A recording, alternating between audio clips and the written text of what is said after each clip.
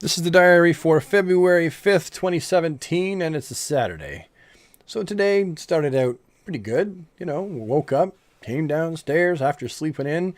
Margaret and I had egg and cheese omelets filled with chopped up mushrooms, onions, and Swiss cheese. It was beautiful. And then Margaret took the kids off to swimming lessons. And I like that because I actually get time on a Saturday from like 10:30, 11 o'clock in the morning to like 1:30 in the afternoon where there's nobody in the house but me. And that means it's peaceful and quiet and I'm not dealing with people yelling at each other, and I can actually have a real thought in my head at that point, and I can watch television shows uninterrupted and get through something. So it was nice. And so what I spent the first piece of that time doing is I have these desks up in my bedroom, or had these desks that were as of yet unput together in my bedroom. And I was procrastinating for like 8 months or a year on putting them together because they have glass tops. Now, anyone that watches our family vlog would, if you pay attention to any time we're in our bedroom, off to the side, just when you come in the bedroom door, they were leaning up against the wall. But they have glass tops, and I really did not want any of my kids climbing on top and doing the percolator. That's a video that if you haven't looked up the video or seen the video, everybody do the percolator. Just look it up and my reference will make sense. I didn't want my kids doing the percolator on top of their desk because that would have been a bad scene all around. And I'm not afraid that Robert now will jump on them and climb on them because he bashed his face off the foosball table and he's a lot more cautious. You just mentioned that'll hurt your teeth. He kind of goes, oh, and he backs off. He doesn't want his mouth to be all friggin' hurt again and bleeding because of banging his teeth. So I think we'll be okay. So I put them together. I figured Robert, Jason, Rachel, and Arthur would be just fine with those desks. Now the desks, one is in Rachel's room right now, and one's gonna go in Arthur's room. Because they didn't have desks to study at and do their schoolwork on. Only Jason did because he was at that age. But the teachers are now starting to send more homework home with Rachel. And Arthur, that's going to be a trend that's going to follow too. So they need their own desk, and we're aiming on getting them all their own computers. And you need a desk for that. Conveniently, these have the roll-out drawers to put the keyboards on. So the desks are there. They're put together. But it's cool because when I put the desk together, I actually did something that people just don't seem to do anymore. I actually just listened to music on a stereo. Like, I didn't like have music on my iPhone and then like plop it into a bass. Like, I have an actual stereo still. And a lot of people seem to have gotten rid of CDs and stereos and just don't use them anymore. And that's a sad, low-down crying shame. I miss the days when people had the two speaker columns and you had the receiver and the CD player and the tape deck and the radio and the equalizer, and it was this big stack, and the bigger your radio was compensating for having a real small wang or whatever.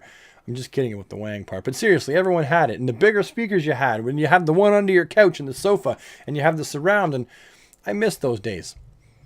But really, all I have now, because all I can afford, is this like record player. It's a nice, classic-looking record player. A record player on top, CD player, and a radio. No tape deck. So I listen to records and I listen to CDs. And that's what I did this morning. The kids left, and I popped on some Gordon Lightfoot, Canadian folk hero.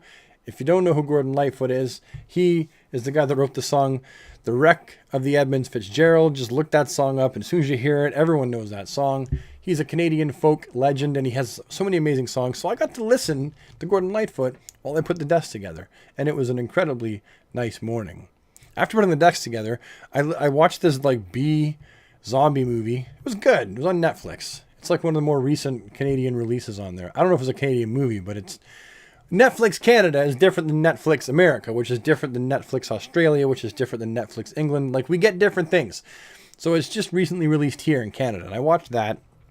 It was good. It was all right. It was, it was a zombie movie. And see, horror films can get away with being B grade and still being cool because it's almost like B movie and like horror movie kind of go hand in hand.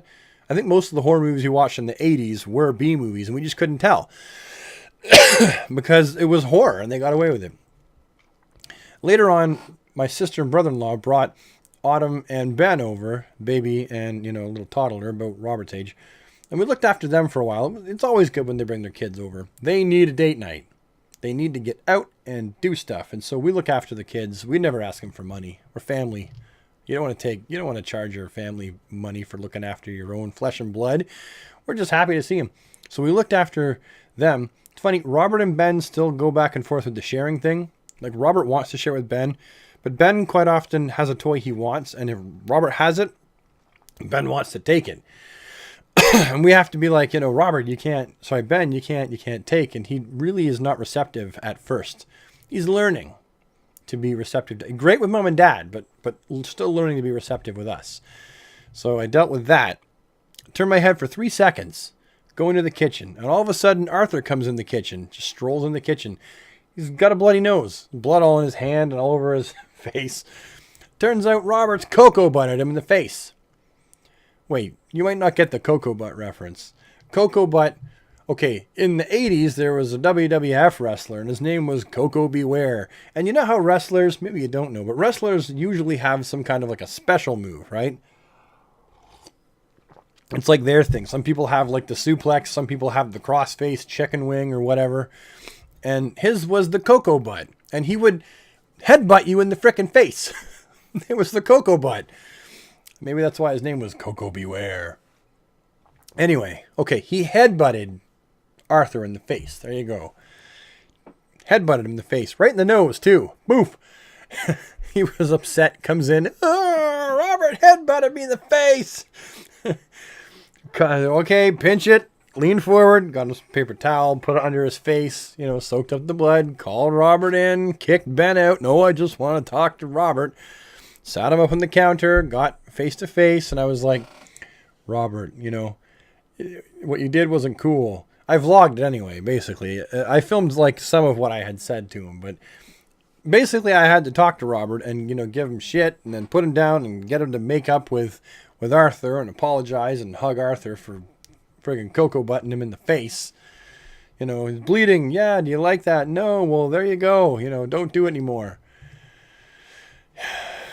I mean, he's fine now, and Arthur's okay with it. He's like me. He doesn't worry when he sees a little bit of blood because I've kind of taught him that, your nose, your fingers, the top of your head, certain places bleed really, really easy. Your nose has a whole bunch of veins that kind of all meet up from like different places right here, and they're really close to the skin. If you break that membrane, you're going to bleed really easy. It's a really easy place to get bleeds. So, and not to worry about them, basically, is it. But yeah, that was my night. Dealing with a cocoa-butted Arthur.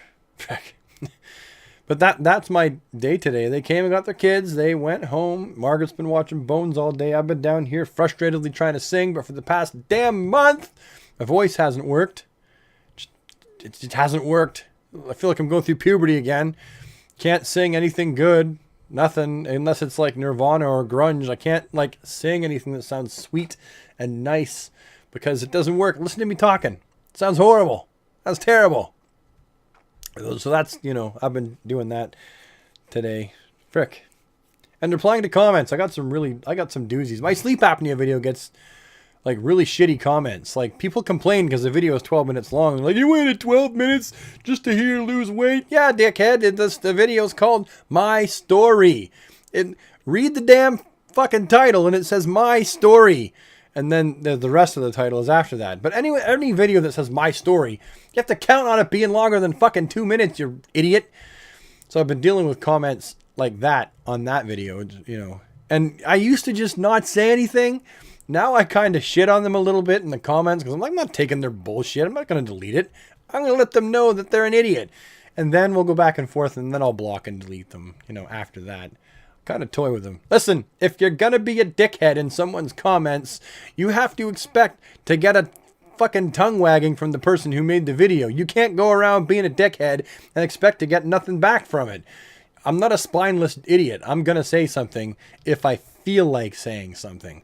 So I say something, and that I did that today for a comment. Anyway, that's my day today. That's the diary. It's the 5th of February, 2017, and it was a Saturday. If that's my day, I've had it.